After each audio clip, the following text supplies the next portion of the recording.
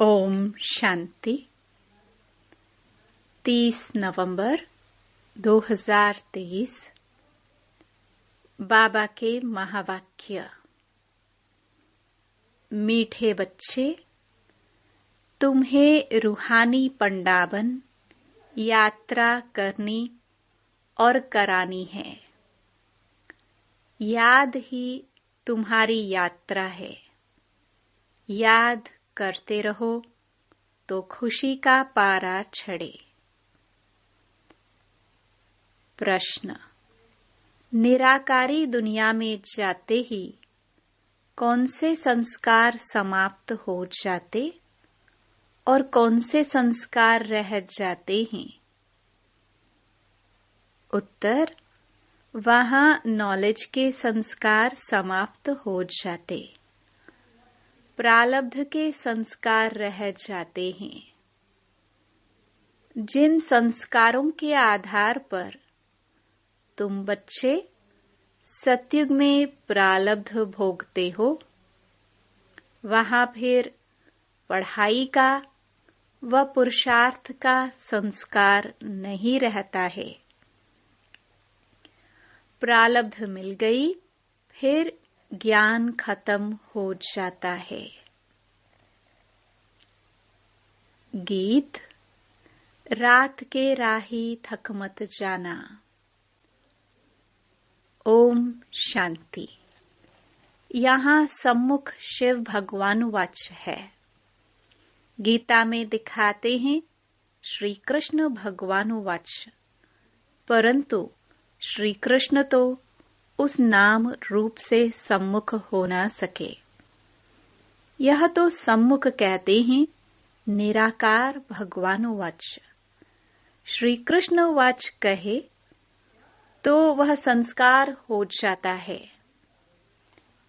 जो भी वेद शास्त्र आदि सुनाते हैं, वह ऐसे नहीं कहेंगे कि भगवान वाच, क्योंकि वह साधु संत महात्मा आदि सब साकार में बैठे हैं। और फिर बाप कहते हैं, हे रूहानी राही। रूहानी बाप जरूर रूहों को ही कहेंगे कि बच्चे थक मत जाना। यात्रा पर कई थक जाते हैं तो फिर वापस आ जाते हैं। वह है जिस्मानी यात्रा। भिन्न भिन्न मंदिरों में जिस्मानी तीर्थ यात्रा करने जाते हैं। कोई शिव के मंदिर में जाते हैं, वहां सब जिस्मानी चित्र रखे हैं भक्ति मार्ग के। यह तो सुप्रीम रूह परमपिता परमात्मा आत्माओं को कहते हैं कि हे बच्चे, अब मुझ एक के साथ बुद्धि का योग लगाओ और ज्ञान भी देते हैं। तीर्थों पर जाते हैं तो वहां भी ब्राह्मण लोग बैठे हैं, कथा कीर्तन करते हैं। तुम्हारी तो एक ही सत्य नारायण की कथा है, नर से नारायण बनने की। तुम जानते हो, पहले स्वीट होम में जाएंगे, फिर विष्णुपुरी में आएंगे। इस समय तुम हो ब्रह्मापुरी में। इसको पियरगर कहा जाता है। तुमको जेवर आदि कुछ नहीं है, क्योंकि तुम पियर घर में हो। तुम जानते हो, ससुर घर में हमको अपार सुख मिलने हैं। यहाँ कलयुगी ससुर घर में तो अपार दुख हैं। तुमको तो जाना है उस पार सुखधाम में। यहाँ से ट्रांसफर होना है। बाप सभी को नयनों पर बिठा कर ले जाते हैं। दिखाते हैं ना, श्री कृष्ण का बाप उनको टोकरी में बिठाकर उस पार ले गया। तो यह बेहद का बाप तुम बच्चों को उस पार ससुर घर ले जाते हैं। पहले अपने निराकारी घर में ले जाएंगे, फिर ससुर घर भेज देंगे। तो वहां यह सब पियर घर ससुर घर की बातें भूल जाएंगी। वह है निराकारी पियर घर, वहां यह नॉलेज भूल जाती है। नॉलेज के संस्कार निकल जाते हैं, बाकी प्रारब्ध के संस्कार रह जाते हैं। फिर तुम बच्चों को प्रारब्ध ही ध्यान में रहती है। प्रारब्ध अनुसार जाकर सुख के जन्म लेंगे। सुख धाम जाना है। प्रारब्ध मिल गई, फिर ज्ञान खत्म। तुम जानते हो प्रारब्ध में हमारी फिर वही एक्ट चलेगी। तुम्हारे संस्कार ही प्रारब्ध के हो जाएंगे। अभी हैं पुरुषार्थ के संस्कार। ऐसे नहीं कि पुरुषार्थ और प्रारब्ध दोनों संस्कार वहां रहेंगे। नहीं, वहां यह ज्ञान नहीं रहता। तो यह तुम्हारी रूहानी यात्रा है। तुम्हारा चीफ पंडा है बाप। यूं तो तुम भी रूहानी पंडे बन जाते हो, सबको साथ में ले जाते हो। वह हैं जिस्मानी पंडे, तुम हो रूहानी पंडे। वह लोग अमरनाथ पर बड़े धूमधाम से जाते हैं। झुंड के झुंड खास अमरनाथ पर बहुत धूमधाम से जाते हैं। बाबा ने देखा है कितने साधु संत बाजे गाजे ले जाते हैं। साथ में डॉक्टर आदि भी ले जाते हैं, क्योंकि ठंडी का समय होता है। कई बीमार पड़ जाते हैं। तुम्हारी यात्रा तो बहुत सहज है।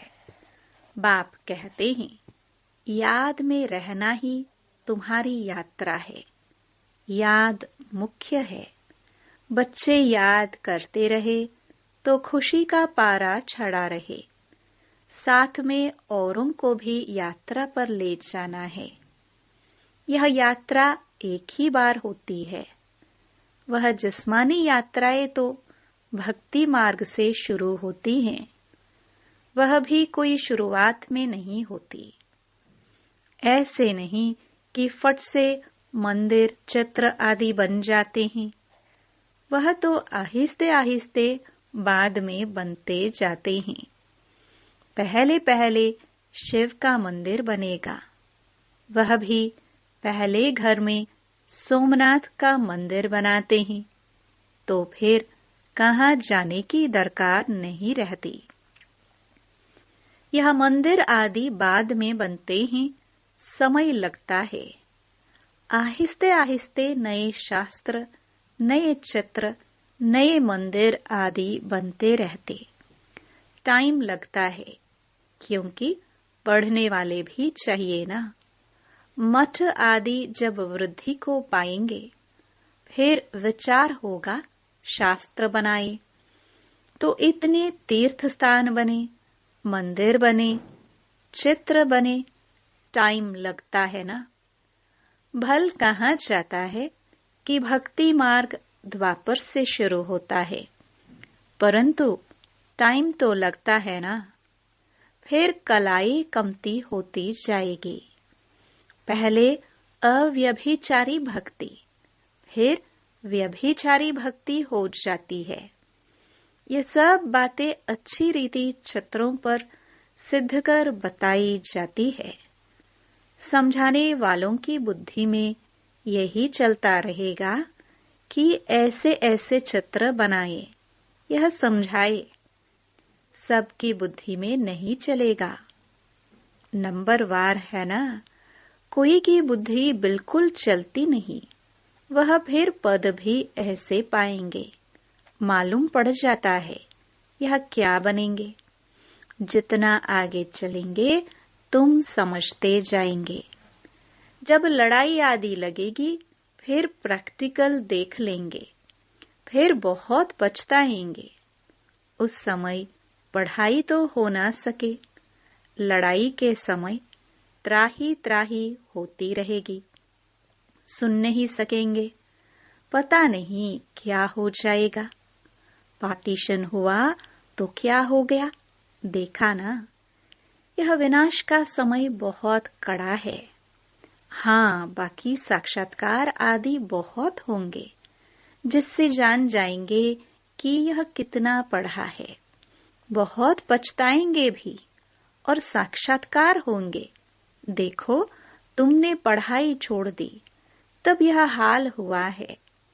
धर्मराज साक्षात्कार कराने सिवाय सजाए कैसे देंगे? सब साक्षात्कार कराएंगे, फिर उस समय कर कुछ नहीं सकेंगे। कहेंगे, हाय तकदीर। तदबीर का समय तो गया। तो बाप कहते हैं, क्यों नहीं अभी पुरुषार्थ करते हो? सर्विस से ही दिल पर चढ़ेंगे। बाप कहेंगे, यह बच्चे अच्छी सर्विस करते हैं। मिलिट्री का कोई मरता है तो उनके मित्र संबंधियों आदि को भी इनाम देते हैं। यहाँ तुमको इनाम देने वाला है बेहद का बाप। बाप से भविष्य 21 जन्मों के लिए इनाम मिलता है। यह तो हर एक को अपनी दिल पर हाथ रख पूछना है कि मैं कितना पढ़ता हूँ।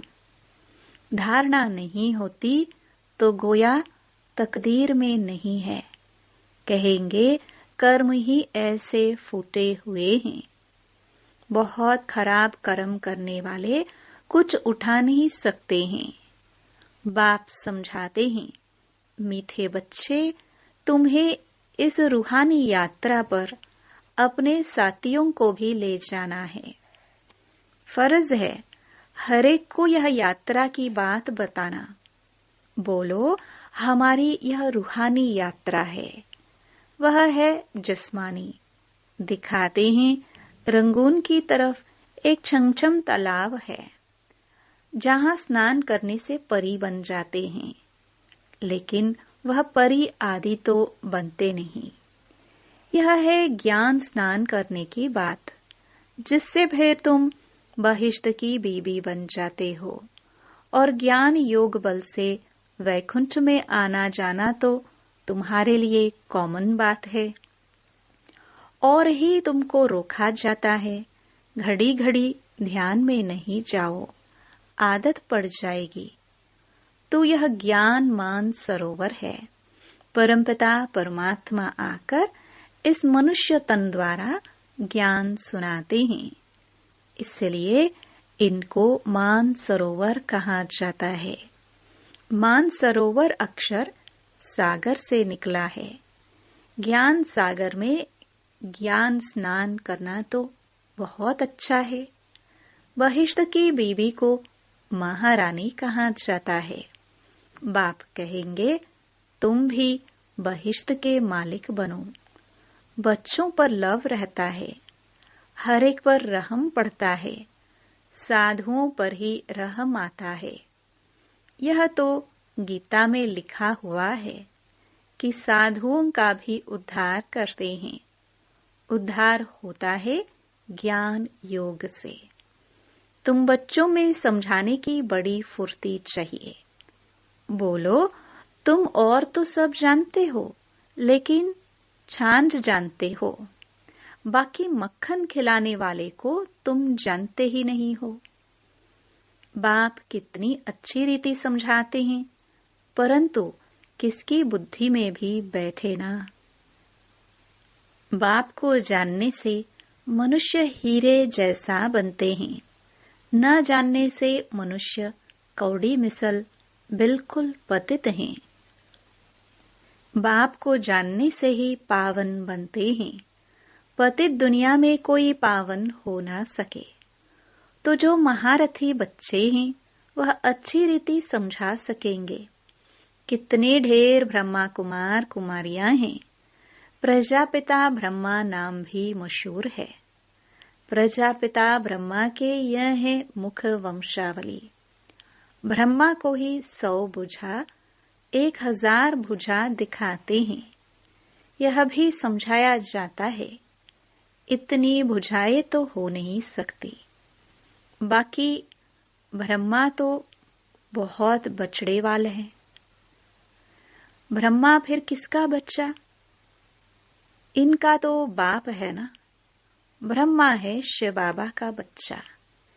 इनका और कौन बाप हो सकता? मनुष्य तो हो ना सके। ब्रह्मा विष्णु शंकर गाए जाते हैं सूक्ष्म वतन के, वह तो यहाँ आ ना सके। प्रजापिता ब्रह्मा तो जरूर यहाँ होगा ना। सूक्ष्म वतन में तो प्रजा नहीं रचेंगे, तो परमपिता परमात्मा आकर इस ब्रह्मा मुख द्वारा शक्ति सेना रचते हैं। पहले पहले परिचय देना है, हम ब्रह्मा मुख वंशावली हैं। तुम भी ब्रह्मा के बच्चे हो ना। प्रजापिता ब्रह्मा है, सबका बाप। फिर उनसे और बिरादरियां निकलती हैं, नाम बदलते जाते हैं। अब तुम ब्राह्मण हो। प्रैक्टिकल में देखो, प्रजापिता ब्रह्मा की कितनी औलाद हैं? जरूर औलाद को वर्षा मिलता होगा। ब्रह्मा के पास तो कोई प्रॉपर्टी है नहीं, प्रॉपर्टी है शिव बाबा के पास। ब्रह्मा वल्लद शिव, बेहद के बाप से ही वर्षा मिलता है। ब्रह्मा द्वारा शिव बाबा बैठ पढ़ाते हैं, हमको दादे का वर्षा मिलता है। बाबा समझाते तो बहुत हैं, परंतु योग नहीं, कायदे पर नहीं चलते, तो बाप भी क्या करे। बाप कहते हैं इनकी तकदीर। अगर बाबा से पूछे तो बाबा बता सकते हैं, इस हालत में तुम्हारा क्या पद होगा। दिल भी गवाही देता है, मैं कितनी सर्विस करता हूँ, श्रीमत पर कहाँ तक चलता हूँ। श्रीमत कहती है मन मना भव। सबको बाप और वर्षे का परिचय देते रहते हैं, ढिंडोरा भी पीटते रहते हैं। बाबा इशारा देते रहते हैं, तुम्हें गवर्नमेंट को भी समझाना है। जो वह भी समझे, बरोबर भारत की ताकत ही चली गई है। परमपिता परमात्मा सर्वशक्तिमान से योग ही नहीं है। इनसे तुम योग लगाते हो तो एकदम विश्व के मालिक बनते हो। माया पर भी तुम जीत पहनते हो। गृहस्थ व्यवहार में रहते माया पर जीत पानी है। हमारा मददगार बाप है, कितना समझाया जाता है, धारणा करनी चाहिए। बाबा ने समझाया है, धन दिए धन ना खूटे। सर्विस करेंगे तब बाबा की दिल पर चढ़ सकेंगे, नहीं तो इम्पॉसिबल है। इसका मतलब यह नहीं कि बाबा प्यार नहीं करते। बाबा प्यार सर्विसेबल को करेंगे। मेहनत करनी चाहिए। सबको यात्रा लायक बनाते हैं, मन मना भव। यह है रूहानी यात्रा। मुझे याद करो तो तुम मेरे पास पहुंच जाएंगे। शिवपुरी में आकर फिर विष्णुपुरी में चले जाएंगे। यह बातें सिर्फ तुम बच्चे जानते हो। कोई और मन मनाभव का अर्थ समझते नहीं। पढ़ते तो बहुत हैं।